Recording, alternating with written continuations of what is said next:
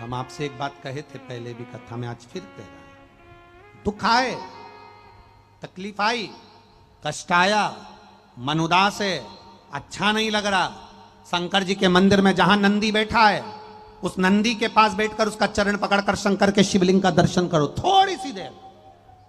हम आधा घंटा भी नहीं कहेंगे कि आधा घंटा मंदिर में बैठना, हम आपसे यह भी नहीं कहेंगे कि तुम 1 घंटा मंदिर में बैठना, 5 मिनट भी बैठना तो शंकर भगवान के मंदिर में। जब तुम्हारा हृदय दुखी हो जाए, तुम्हारे भीतर तुम्हें लगे कि आज मुझे अच्छा नहीं लग रहा, बहुत दुनिया के लोगों ने मेरे साथ बुरा कर दिया, मैं कष्ट में हूं, मेरा काम नहीं हो रहा, मेरी तकलीफें बढ़ती चली जा रही, तब शंकर के उस नंदीश्वर महादेव का नाम स्मरण कर कर शंकर के शिवलिंग का दर्शन नंदी के पास बैठकर करिए। उसका फल आपको जो मिलेगा आप जिंदगी भर नहीं भूल पाओगे कि फल क्या है।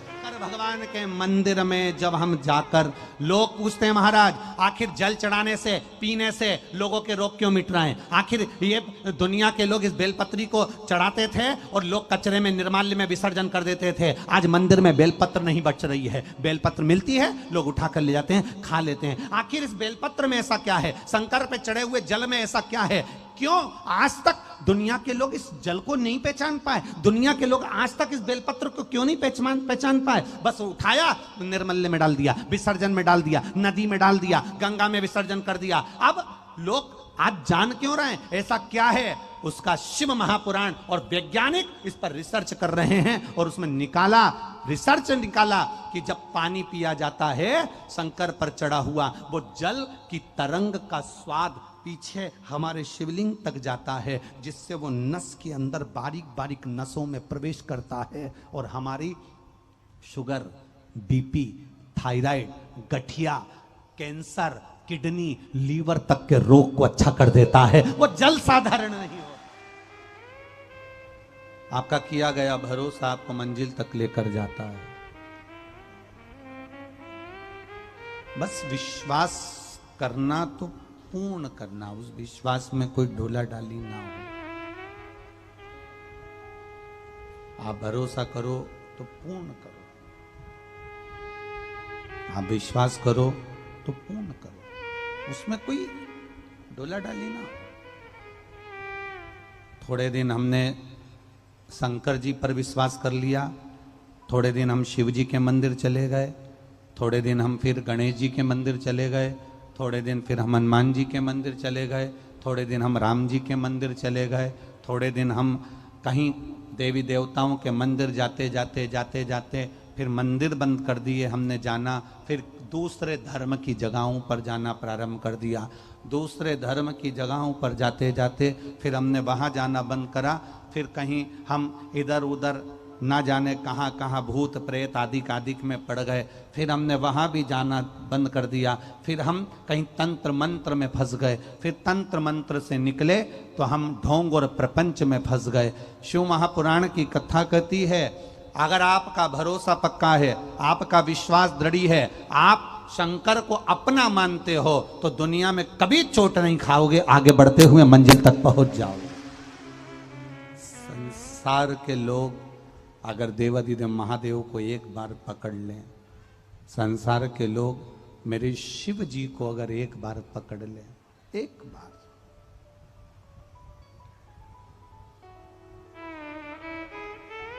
छूने में और छेड़ने में बहुत अंतर है। बोलो जरा जम के, किस किस चीज में अंतर है? जम के बोलो। छूने में और छेड़ने में जमीन आसमान का अंतर है। हम जब परमात्मा को छूते हैं, हम जब माता पिता के चरण को छूते हैं, हम जब गुरुजन के चरण को छूते हैं तो हमको आशीर्वाद मिलता है, और हम जब किसी को छेड़ते हैं तो आशीर्वाद नहीं, जूता मिलता है, चप्पल मिलती है। छूने में और छेड़ने में जमीन आसमान का अंतर है। हमारा शिव पुराण कहता है, शिव महापुराण की कथा कहती है, हम जब केवल छूते हैं परमात्मा के शिवलिंग का स्पर्श किया, जलाधारी का स्पर्श किया, उसकी चौखट का स्पर्श किया, उसके दरवाजे का स्पर्श किया, उसके द्वार का स्पर्श किया, उसकी चौखट का स्पर्श किया, उसके दरवाजे का स्पर्श किया, उसकी चौखट का स्पर्श किया, उसके दरवाजे के चौखट का, नंदी का, उसके चरणारविंद का जब हमने स्पर्श किया, उसको छुआ, तो छूने पर हमको आशीर्वाद मिलता है और कुछ प्राप्त नहीं होता। और अगर एक बार परमात्मा के चरण छूने पर आशीर्वाद मिल जाता है तो हमारा जीवन अपने आप सार्थक होता चले जाता है, धन्य होता चले जाता है। शिव कथा कह रही है, भगवान शंकर का संवाद कर रहा है, शिव महापुराण की कथा कर रही है, शिव तत्व कह रहा है। पार्वती मैया ने जन्म लेकर प्रकट होकर शिव जी की आराधना करी। एक विश्वास पार्वती जी ने अपने हृदय में जागृत किया।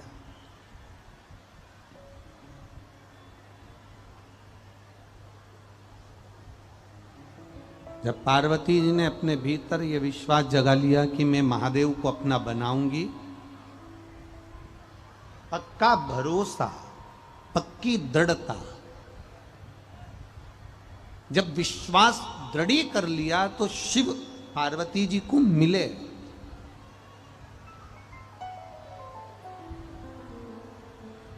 ऐसा नहीं कि भगवान भोलेनाथ पार्वती जी को नहीं मिले। जब विश्वास पक्का हो जाता है, दृढ़ हो जाता है, भरोसा पक्का हो जाता है, विश्वास अगर आपका पक्का हो गया, भरोसा यदि आपका पक्का हो गया, दृढ़ता यदि पक्की हो गई, तो शिव को मिलने में देरी नहीं लगेगी, भगवान शंकर को प्राप्त करने में देरी नहीं लगेगी। तब साधना में माता पार्वती जी डूब गई, तब साधना में डूबी। कोई ताना देगा, कोई गाली देगा, कोई अपशब्द कहेगा, कोई कुछ। पार्वती जी के जीवन में भी यही हुआ। माता पार्वती जी के जीवन में हुआ क्या? कितना कितना ताना माता पार्वती जी को दिया गया है, कितने कितने अपशब्द माता पार्वती जी को कहे गए। पार्वती जी से यहां तक कह दिया गया था, आपको अगर विवाह करना है तो भगवान विष्णु के साथ कर लो। 33 कोटि देवी देवता हैं, किसी के साथ विवाह कर लो, पर शंकर भगवान के साथ विवाह मत करना। ओघड़ी है, भस्मीधारी है, जटा बांधने वाला, मृगछाला पहनने वाला, चर्म रपटने वाला, तन पर कोई वस्त्र नहीं, कोई आभूषण नहीं, सांप बिच्छू को लपेटने वाला। निवेदन है, आप इससे विवाह मत करो। पार्वती जी को बहुत बहुत बहुत शब्द कहे गए, पार्वती जी बहुत शब्द कहे।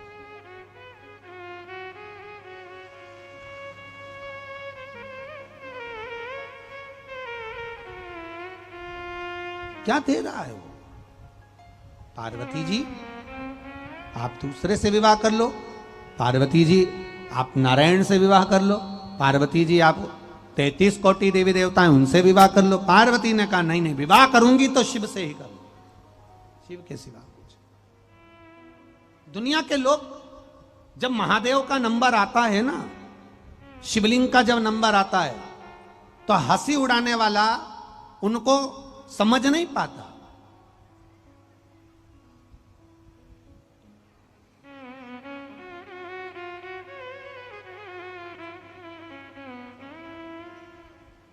ऐसा कोई मनुष्य नहीं जन्मा संसार सागर में।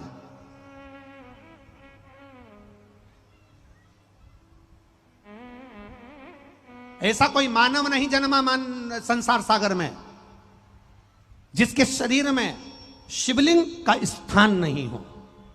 ऐसा कोई मानव नहीं जन्मा संसार सागर।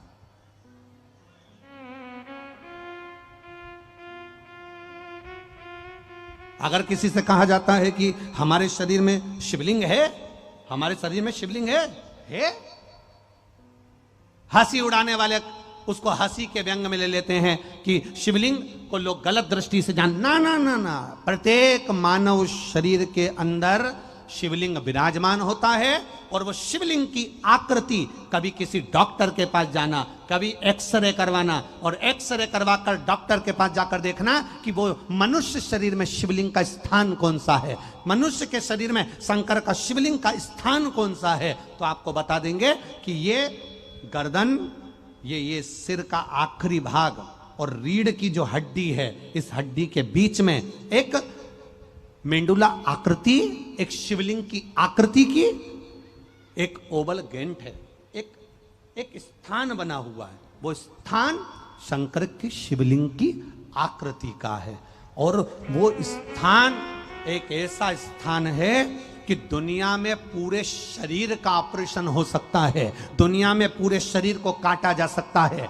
दुनिया में पूरे शरीर को विच्छेदित किया जा सकता है, दुनिया में पूरे शरीर को ऑपरेट किया जा सकता है, ऑपरेशन किया जा सकता है, पर सिर के नीचे से और रीढ़ की हड्डी के बीच में जो स्थान होता है, जिसको शंकर भगवान का स्वरूप सुंदर मेंडुला स्थान कहते हैं, उसका ऑपरेशन कभी जिंदगी में नहीं हो सकता।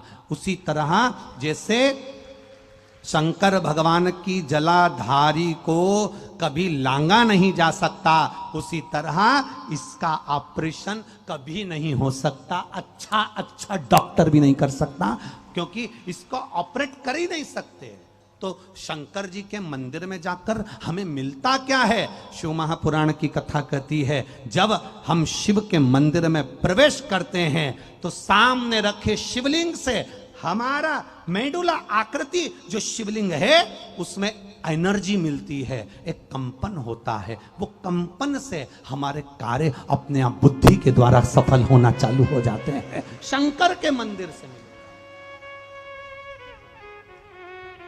हम जितनी श्वास लेते हैं, जितनी श्वास छोड़ते हैं, ये श्वास अंदर इस स्थान पर जरूर पहुंचती है, फिर वहां से वापस निकलती है, फिर पहुंचेगी, फिर निकलेगी। ये स्थान वो स्थान है जहां शंकर का शिवलिंग अपने आप विराजमान है। अब उसको लोग कहते हैं, कोई कहे कि हम शंकर को नहीं मानते, कोई कहते हम शिव को नहीं मानते, तो उनसे निवेदन है, भले मत मानो, पर तुम्हारे अंदर शंकर बैठा है। चाहे तुम किसी भी धर्म के हो, चाहे तुम किसी भी वर्ण के हो, चाहे तुम ब्राह्मण हो, क्षत्रिय हो, वैश्य हो, शूद्र हो, तुम कह दो कि हम शंकर को नहीं मानते, हम देवता को नहीं मानते, हम किसी को नहीं मानते, वो कितना भी कह दे, पर शंकर तुम्हारी नस नस में भरा हुआ है, वो कभी नहीं निकल सकता।